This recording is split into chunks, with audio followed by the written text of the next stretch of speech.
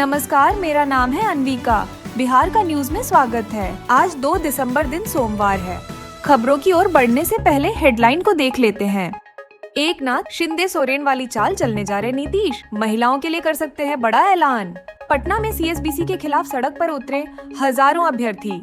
पप्पू यादव को दी धमकी, 6 दिन में मार देंगे, गिरफ्तार। पूर्णिया पुलिस ने आरा से पकड़ा। 15 दिसंबर को बांका आ रहे सीएम नीतीश डीएमएसपी ने विभिन्न जगहों का किया निरीक्षण। सीएचओ बहाली परीक्षा रद्द, 37 संदिग्धों से ईओ की पूछताछ। डीआईजी बोले, सॉल्वर गैंग ने गलत तरीके से कंप्यूटर का एक्सेस लेकर गड़बड़ी की। चलिए अब बढ़ते हैं टॉप 21 खबरों की ओर। चिराग पासवान ने एक बयान में आरजेडी का नाम लिया है, बिना उन पर निशाना साधते हुए कहा कि कुछ पार्टियां एमवाई मुस्लिम यादव समीकरण की राजनीति करती हैं। उन्होंने अपनी पार्टी के एमवाई समीकरण का जिक्र करते हुए कहा कि उनके लिए एम का मतलब महिला और वाई का मतलब युवा है। चिराग ने कहा कि उनकी पार्टी जातिवाद में विश्वास नहीं करती और महिलाओं और युवाओं के सशक्तिकरण पर फोकस करती है। उन्होंने यह भी जोर दिया कि बिहार के विकास के लिए महिलाओं और युवाओं की भागीदारी जरूरी है और उनकी पार्टी इसी दिशा में काम कर रही है। पुलिस ने एक चाय के बागान से लड़की के शव को बरामद किया है। इस मामले में एसडीपीओ मंगलेश कुमार सिंह ने जानकारी देते हुए बताया कि फोरेंसिक टीम ने घटनास्थल से जरूरी सबूत जुटाए हैं। पुलिस का कहना है कि जांच तेजी से की जा रही है और जल्द ही इस मामले का खुलासा कर दिया जाएगा। फिलहाल शव को पोस्टमार्टम के लिए भेज दिया गया है और पुलिस संभावित आरोपियों की पहचान और गिरफ्तारी की दिशा में काम कर रही है। बिहार में सामुदायिक स्वास्थ्य पदाधिकारी सीएचओ की परीक्षा रद्द कर दी गई है। यह निर्णय आर्थिक अपराध इकाई ईओयू द्वारा की गई छापेमारी के बाद लिया गया, जिसमें 37 संदिग्धों को हिरासत में लिया गया है। डीआईजी मानवजीत सिंह ढिल्लो ने बताया कि सॉल्वर गैंग ने गलत तरीके से कंप्यूटर का एक्सेस लेकर परीक्षा में गड़बड़ी की थी। छापेमारी के दौरान योयू ने यह खुलासा किया कि सॉल्वर गैंग ने प्रॉक्सी सर्वर और रिमोट व्यू ऐप का इस्तेमाल करके परीक्षा के प्रश्न पत्रों को वास्तविक समय में हल किया। परीक्षा के दौरान ऑनलाइन सेंटरों पर गड़बड़ी की आशंका के चलते यह निर्णय लिया गया। योयू अब पूरे मामले की गहन जांच कर रही है ताकि इस तरह की गड़बड़ी को रोकने के लिए ठोस कदम उठाए जा सके। बिहार में सीएचओ के 4500 पदों पर भर्तियों के लिए परीक्षा की योजना बनाई गई थी और यह घटना पूरे मामले पर गंभीर प्रश्न उठाती है। बिहार में एक दिन में पहली बार इतनी बड़ी पेंटिंग तैयार करने का अभूतपूर्व रिकॉर्ड बनाया गया है। इस पेंटिंग को बनाने में कुल 910 कलाकारों ने भाग लिया। इस सामूहिक प्रयास ने न केवल कला की उत्कृष्टता को प्रदर्शित किया, बल्कि राज्य की सांस्कृतिक समृद्धि को भी उजागर किया। यह रिकॉर्ड बिहार के कला और कलाकारों की क्षमता का एक महत्वपूर्ण उदाहरण बन गया है। एक छोटे भाई द्वारा अपने बड़े भाई और 4 अन्य लोगों पर लोहे की रॉड से किए गए हमले की खबर सामने आई है। ये घटना जमुई जिले के सिकंदरा थाना क्षेत्र के चारण गांव में सोमवार की सुबह हुई, जहां जमीन विवाद के चलते यह विवाद शुरू हुआ। जमीन बंटवारे को लेकर विवाद चल रहा था, जो पिछले 5 वर्षों से चल रहा था। छोटे भाई हरेलाल यादव ने अपने बड़े भाई विष्णुदेव यादव, भतीजे सुदामा यादव, जयराम कुमार और अन्य लोगों पर हमला किया। सभी आरोपित लोहे की रॉड और लाठी डंडे लेकर आए और उन पर हमला कर दिया। हमले में सभी घायल व्यक्तियों को इलाज के लिए स्थानीय सदर अस्पताल लाया गया। उनमें से एक पीड़ित की हालत गंभीर बनी हुई है। विशेष रूप से विष्णुदेव यादव ने बताया कि हमला उनके परिवार को बंटवारे के मुद्दे पर रोकने के लिए किया गया था, जिसमें उनके पुत्र वीरेंद्र यादव और पत्नी भी शामिल थे, जो बचाने आई थी और वो भी घायल हो गए।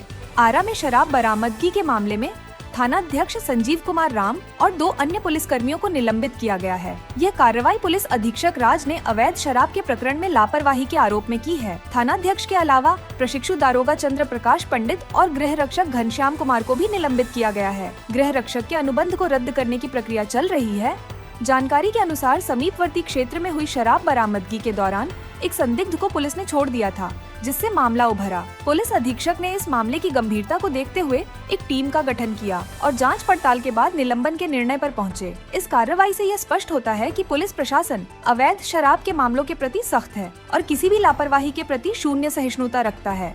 पटना में central selection board of constable CSBC के खिलाफ हजारों अभ्यर्थियों ने प्रदर्शन किया। अभ्यर्थियों ने एनसीएल नॉन क्रीमी लेयर और ईडब्ल्यूएस आर्थिक रूप से कमजोर वर्ग प्रमाण पत्रों को नए सिरे से लागू करने की मांग की है। उनका कहना है कि यदि यह मुद्दा हल नहीं होता तो कई अभ्यर्थी इस बहाली से वंचित हो जाएंगे। प्रदर्शन में शामिल अभ्यर्थियों ने आरोप लगाया कि सीएसबीसी पुराने प्रमाण पत्रों को मान्यता दे रहा है, जो कई मूलभूत समस्याएं पैदा कर रहा है। उनका कहना है कि वर्तमान में तैयार हो रहे छात्रों को अस्वीकार करना अन्याय है। प्रदर्शनकारियों ने इसे लेकर सरकार और प्रशासन से सुनवाई की मांग की है, ताकि उनकी चिंताओं का समाधान हो सके और भर्ती प्रक्रिया में पारदर्शिता सुनिश्चित की जा सके। बगहा में पुलिस ने हरिनगर स्टेशन के पास से एक तस्कर को गिरफ्तार किया, जिसके पास 7.6 किलो गांजा था। तस्कर नेपाल से गांजे की खेप लेकर पंजाब की ओर जा रहा था। पुलिस ने तस्कर की पहचान कटिहार जिले के मनिहार के रहने वाले मनोज कुमार शाह के रूप में की है। गिरफ्तारी की प्रक्रिया में एसएसबी के जवानों ने संदिग्ध अवस्था में तस्कर को देखा और तुरंत कार्रवाई की। पुलिस ने तस्कर से गहन पूछताछ की और उसके साथियों की तलाश शुरू कर दी है। यह घटना बिहार में शराबबंदी के बाद मादक पदार्थों की तस्करी में वृद्धि को दर्शाती है। इस वर्ष बगहा में कई तस्करों को पुलिस ने गिरफ्तार किया है। एक युवक को मोबाइल चोरी के आरोप में बिजली के पोल से बांधकर पीटा गया। यह घटना बिहार के कटिहार जिले में हुई, जहां आरोपी युवक मो अब्बास ने एक शादी समारोह से मोबाइल चोरी करने की कोशिश की। इस घटना की पृष्ठभूमि में यह बताया गया है कि युवक ने 2 दिन पहले भी चोरी की एक वारदात को अंजाम दिया था, जिसके कारण स्थानीय लोगों ने उसे पहचाना और आक्रोश में आकर उसकी पिटाई की। पुलिस की जानकारी के अनुसार इस युवक को मौके पर पकड़कर सामूहिक रूप से बिजली के पोल से बांधकर जूते और चप्पलों से पीटा गया।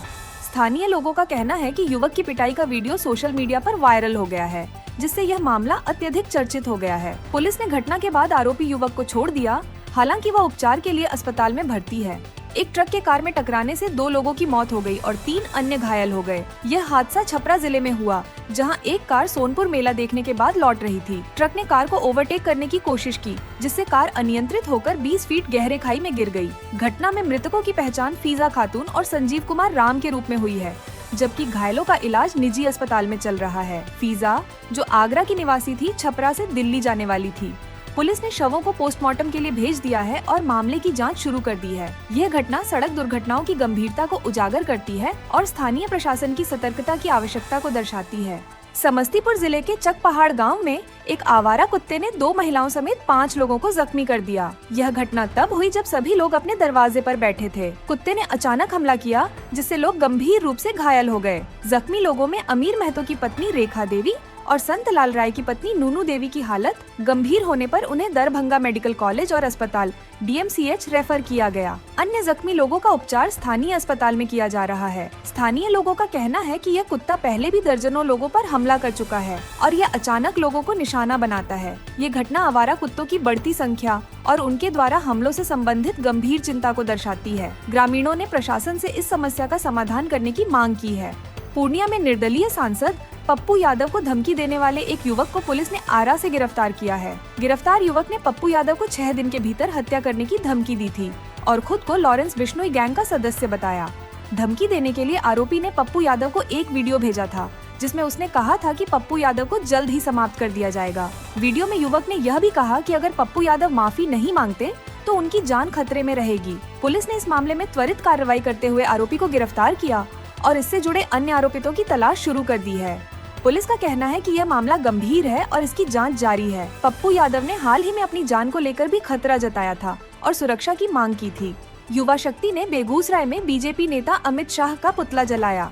यह कार्रवाई पप्पू यादव को जेड श्रेणी की सुरक्षा प्रदान करने और उन्हें जान से मारने की धमकी देने वालों की गिरफ्तारी की मांग के समर्थन में की गई। कार्यकर्ताओं ने आरोप लगाया कि पप्पू यादव को लगातार जान से मारने की धमकी मिल रही है, जिसके खिलाफ उनके नेता की सुरक्षा सुनिश्चित करने के लिए आवाज उठाई जा रही है। पुतला जलाने वाले कार्यकर्ताओं ने कहा कि इस तरह की धमकियों के बावजूद केंद्र और बिहार सरकार कुछ नहीं कर रही है। कार्यक्रम में युवा शक्ति के नेताओं ने यह भी कहा कि यदि सरकार तुरंत कार्रवाई नहीं करती है तो वे आगे और बड़े प्रदर्शन करेंगे। इस घटना ने स्थानीय राजनीतिक माहौल में तनाव उत्पन्न कर दिया है और पप्पू यादव की सुरक्षा को लेकर चिंता बढ़ा दी है।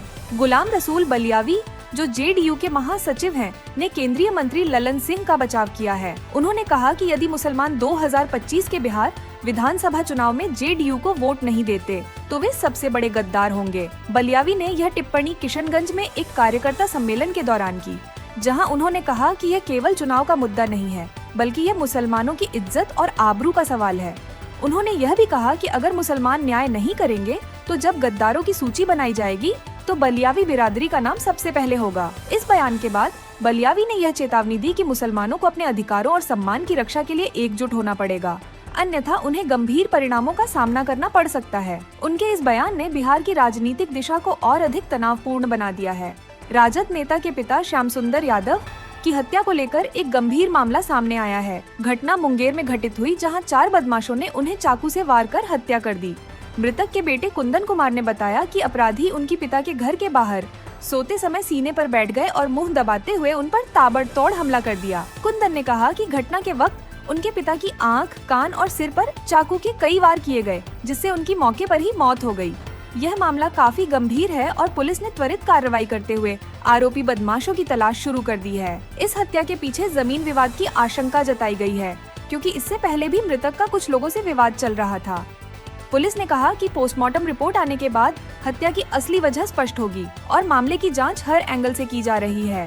तेलंगाना से मेट्रो में जॉब के बहाने बुलाने वाले 6 साइबर अपराधियों को पटना पुलिस ने गिरफ्तार किया है। इन अपराधियों ने लोन दिलाने के नाम पर 1500 लोगों से लगभग 1.5 करोड़ रुपए की ठगी की है। जांच करने पर पता चला कि इन अपराधियों को नालंदा के 2 मास्टरमाइंड्स ने ठगी के तरीकों की ट्रेनिंग दी थी। गिरफ्तार अपराधियों में से अधिकांश पढ़े लिखे हैं और ये सभी तेलंगाना के आदिलाबाद और पेदापल्ली जिलों के निवासी हैं। पुलिस के अनुसार ये अपराधी पटना में मेट्रो प्रोजेक्ट में नौकरी दिलाने के नाम पर लोगों को बुलाते थे और उनसे लगभग 20,000 रुपए प्रति माह सैलरी का वादा करते थे। पुलिस ने बताया कि ये लोग ठगी के लिए फर्जी फाइनेंस कंपनी के दस्तावेजों का भी इस्तेमाल करते थे और लोगों को कम ब्याज पर लोन दिलाने का झांसा देते हुए प्रोसेसिंग फीस के नाम पर 15,000 से 20,000 रुपए ठग लेते थे। गिरफ्तार अपराधियों के पास से पुलिस ने मोबाइल, फर्जी दस्तावेज और ठगी से संबंधित अन्य सामग्री भी बरामद की है। आरोपी अब न्यायिक हिरासत में हैं और पुलिस मामले की गहन जांच कर रही है। बिहार के मुख्यमंत्री नीतीश कुमार 15 दिसंबर को बांका जिले का दौरा करने जा रहे हैं। इस यात्रा की तैयारी के तहत जिला अधिकारी डीएम अंशुल कुमार और पुलिस अधीक्षक एसपी डॉ सत्य प्रकाश ने विभिन्न स्थानों का निरीक्षण किया। इस दौरान अधिकारियों ने ग्रामीणों से मिलकर उनकी समस्याओं को समझने की कोशिश की। उन्होंने स्थानीय लोगों के रहन सहन, जीविकोपार्जन, शिक्षा और स्वास्थ्य से संबंधित मुद्दों पर चर्चा की और उनकी आवश्यकताओं को जानने का प्रयास किया। निरीक्षण के दौरान डीएम ने बांका में विकास कार्यों का भी जायजा लिया और यह सुनिश्चित किया कि सभी आवश्यक सुविधाएं उपलब्ध हों।